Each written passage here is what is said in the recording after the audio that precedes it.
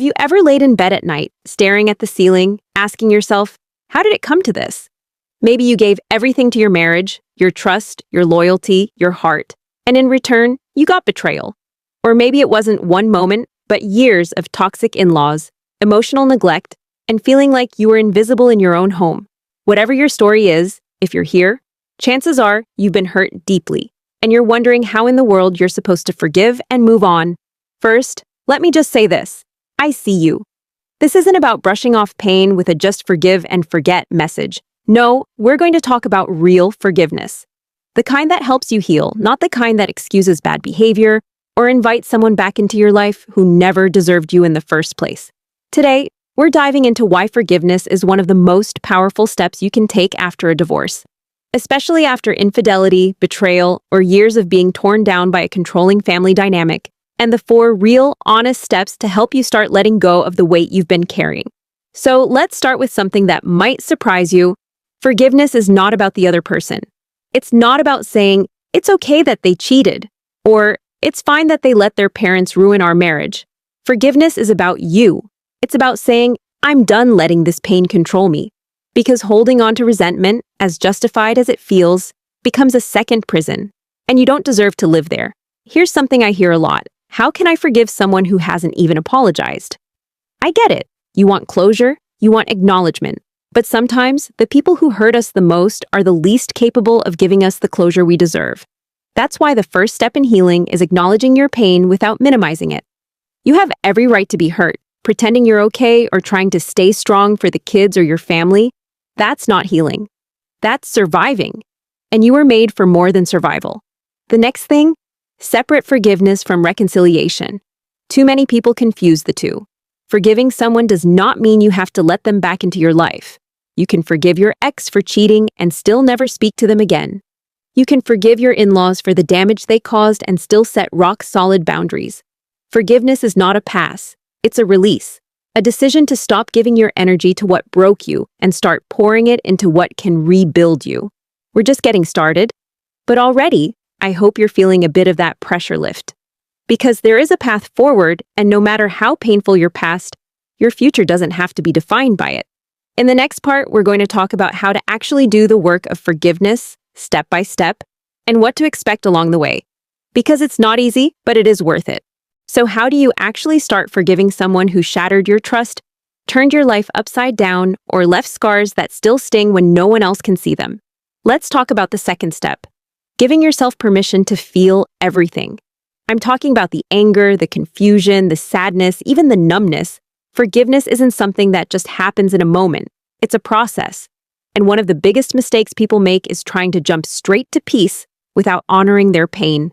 You can't heal what you won't feel. Maybe you're angry that your ex never took responsibility.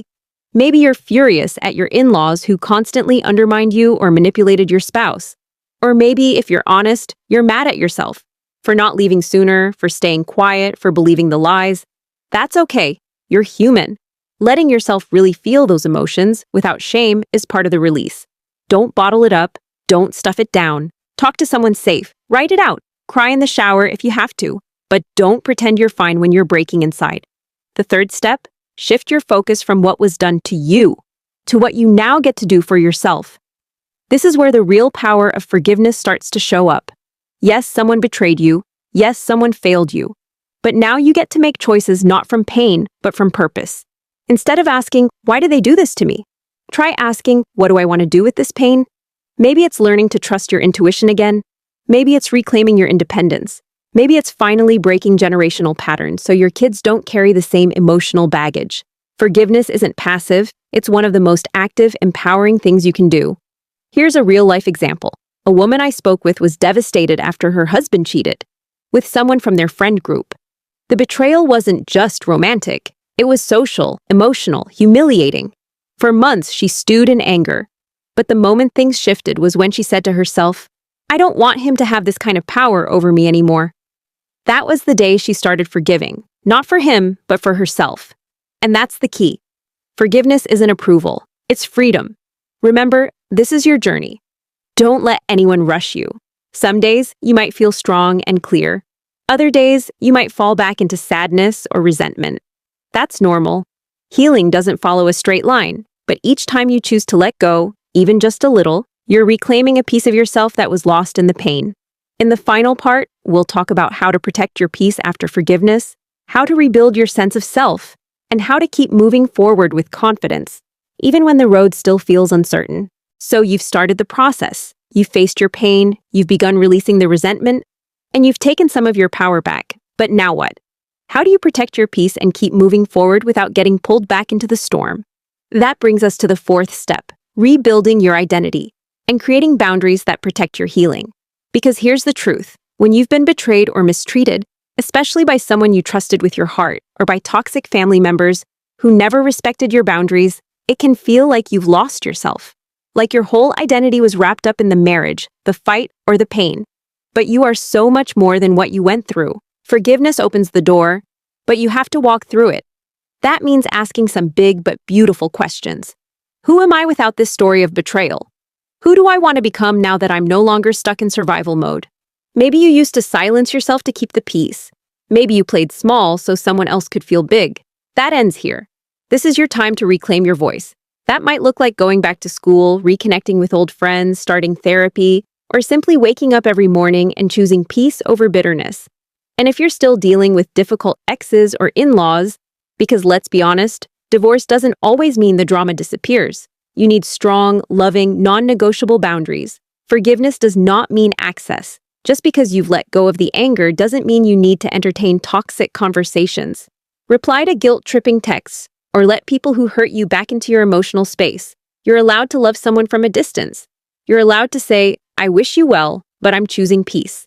And listen, if you have kids with someone who hurt you, I know that makes this so much more complicated.